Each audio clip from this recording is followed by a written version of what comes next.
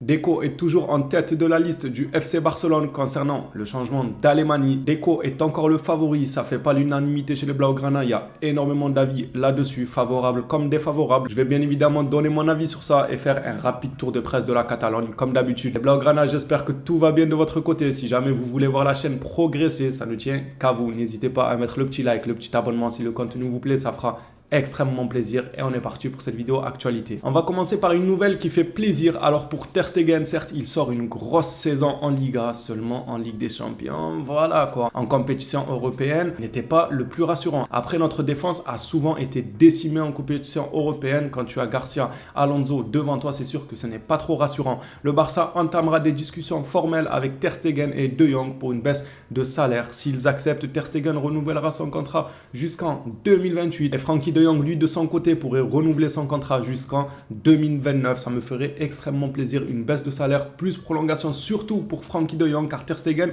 j'attends de voir ce qu'il va donner. J'attends de voir la saison prochaine si en Ligue des Champions, il sera rassurant autant qu'il a été cette saison en Liga, car en Ligue des Champions, on a vraiment besoin d'un gardien rassurant. Le prochain match du FC Barcelone, c'est contre l'Espagnol et Xavi doute. J'en avais parlé dans mon débrief. Je disais, qu'est-ce que Xavi va faire comme choix? Est-ce que maintenant que Dembélé est de retour, il va lancer directement Dembélé pour son retour, ou est-ce qu'il laissera encore Rafinha jouer? Je vais donner mon avis dessus et je vais lire attentivement les avis de la communauté là-dessus aussi, car ça m'intéresse. Le principal doute de Xavi pour le match face à l'Espagnol concernerait le choix entre Ousmane Dembélé et Rafinha sur le côté droit. Alors je vais faire appel à votre bon sens et à votre objectivité et non pas à vos sentiments, les gars, parce que si on devait faire un choix, moi avant l'arrivée de Rafinha, j'ai toujours dit je suis quelqu'un qui préfère Dembélé. Maintenant, si je mettais les sentiments de côté, si je devais être objectif, bah franchement j'aurais laissé Rafinha. Le gars, ça fait plusieurs matchs qu'il enchaîne en étant homme du match. Le gars commence à trouver des repères sur le terrain. Dembélé, il est sur le retour. Alors on pourrait le mettre attaquant gauche ou bien le faire rentrer pour la deuxième partie du match, ou sinon attaquant gauche comme je l'ai dit.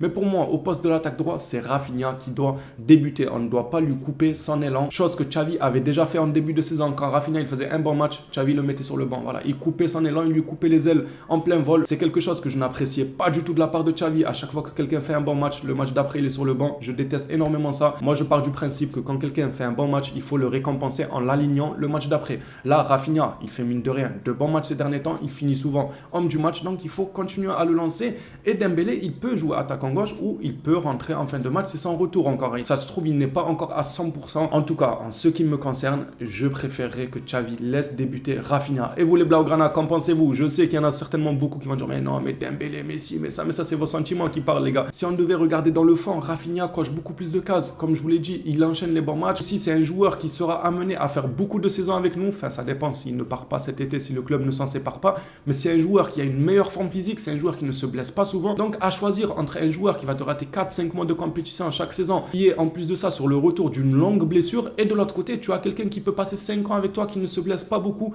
qui est sur une bonne lancée. Donc, objectivement, si on devait être objectif et mettre ses sentiments de côté, pour moi, Rafinha doit continuer contre l'Espagnol. Et vous, les Blaugrana, ce sera un plaisir de vous lire dans les commentaires. Dites-moi qu'est-ce que vous en pensez de ça. Si vous êtes dans la tête de Xavi, vous mettez Dembélé ou bien vous laissez la continuité à Rafinha. La saga Busquets va jamais se terminer, j'ai l'impression. Ça fait au moins 6 mois, on nous dit il va choisir dans 3 jours. Limite, je suis arrivé à un point où je m'en fous de son choix. Busquets décidera de son avenir lorsque le club remportera officiellement la Liga. Le joueur a des offres plus élevées qui proviennent de l'Inter Miami et de la Liga saoudienne. Il semble également que sa décision ne soit pas liée à l'avenir de Messi. On nous indiquait tout le contraire il y a encore quelques jours.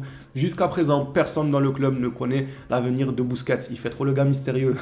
Il fait trop le gars mystérieux. Ça fait des semaines qu'on enchaîne les oui, ça dépendra de Messi, oui, ça dépendra de la Liga, ça dépendra de si Xavi le veut, ça dépendra de si l'Inter Miami vont faire une offre, ça dépendra de l'offre du Barça. Au final, ça dépendra de quand le Barça gagnera officiellement la Liga. Je pense qu'au lieu de se faire des dizaines de théories, autant attendre directement sa décision. Une petite page sur Cancelo. Joao Cancelo souhaite venir au Barça. Il forcera son départ de Manchester City. Et Jorge Mendes travaille sur un prêt avec option d'achat pour qu'il rejoigne Barcelone. Et en parlant de son agent, Mendes, il s'est entretenu avec les dirigeants du FC Barcelone il n'y a pas si longtemps que ça. Jorge Mendes était à Barcelone il y a quelques jours pour parler de nombreuses questions de marché et l'une d'entre elles a été l'arrivée possible de Joao Cancelo au FC Barcelone. Petite information qui n'a pas forcément grand intérêt, enfin j'estime moi que ça n'a pas forcément grand intérêt, mais c'est toujours bon de le savoir. Le Barça aurait eu un accord en 2015 pour Gundogan. Finalement, le club a signé Arda Turan à la demande de Luis Enrique. Remercions Luis Enrique, hein. Sinon il aurait pu faire une de ses carrières. Vous imaginez Gundogan depuis 2015 là? En plus de ça, Messi, quand il a connu le départ des Xavi, des Iniesta, il a été délaissé, c'était le seul à apporté le FC Barcelone. Imaginez, il aurait eu un petit Gundogan derrière lui. On aurait pu voir un FC Barcelone qui ne tombe pas dans ce gouffre-là de ne pas avoir su se renouveler à temps et avec les bons joueurs. Après, franchement, est-ce que j'en veux à Luis Enrique ?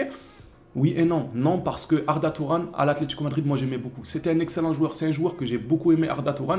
Donc à ce moment-là, je peux comprendre que Luis Enrique se dit ok, on a quelqu'un qui connaît déjà la Liga, qui joue à l'Atlético Madrid, autant le prendre et qui était excellent. Arda Turan, pour moi, c'était un excellent joueur. Avec tout ça, je me dis, je lui en veux pas forcément à 100% à Luis Enrique. Mais j'avoue qu'un Gundogan aurait été super intéressant. C'est le débat de la vidéo. Deco est le candidat pour remplacer Alemany. Ça fait énormément parler. Il arrivera à Barcelone mardi pour négocier son rôle et les conditions de son contrat, son implication avec Rafinha et son agence seront également évoquées. Il est conscient qu'il devra démissionner. Alors pourquoi je dis que ça fait débat? Car il y en a beaucoup qui disent que Deco manque d'expérience pour un poste aussi clé que ça et je suis totalement d'accord. Puis il manque d'expérience pour ce poste-là, déjà pour commencer. Mais je vois un autre problème aussi en Deco, c'est Miami. Encore une fois, ça fait des mois et des années qu'on en a marre que ce soit un club de vacances, que ce soit un club d'amis. L'arrivée de Deco n'arrangera pas forcément les choses. Alors c'est soit il vient et change totalement l'état d'esprit de tous les dirigeants, tout ça, et ça devient une bande de potes qui marche sur tout le monde. Ça peut arriver, les gars, un groupe d'amis qui marche sur tout le monde, tellement ça fonctionne bien,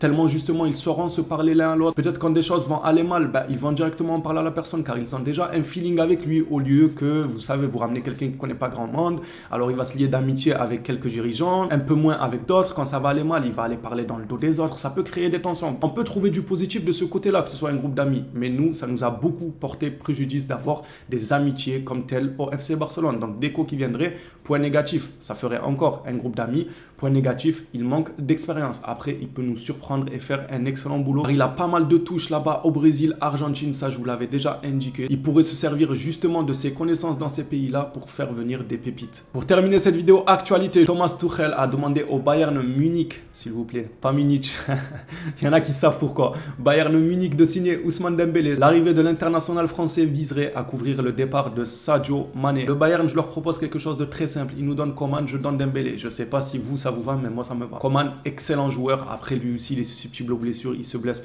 assez souvent. Mais ils nous donnent Coman, on leur donne Dembélé parce que là, ça commence déjà les tensions entre Dembélé et le Barça pour les prolongations. Vous connaissez Moussa Sissoko, l'agent de Dembélé. Il veut encore abuser en termes de salaire. Comme les dernières négociations, il cherchait un énorme salaire en faisant peur au Barça en disant oui, on a des contacts avec Paris, on a des contacts avec Chelsea. Alors qu'au final, ce n'était pas forcément le cas, mais il essayait de tirer un peu la corde pour tirer encore plus d'argent. Si l'agent de Dembélé et Dembélé recommence à faire les princesses en voulant un salaire démesuré alors que le joueur rate des 4 mois de compétition dans des moments super importants, super clés de la saison, même moi je lui demanderais d'aller voir ailleurs car on a déjà subi lors des dernières négociations ces caprices, faudrait pas les subir encore une fois. Si le Bayern ils sont chauds, donnez-nous Coman, on ne dit pas non. Les phénomènes, cette vidéo actualité est terminée, j'espère que le contenu vous a plu. On se retrouve à la prochaine vidéo sur le FC Barcelone. D'ici là, prenez soin de vous les phénomènes.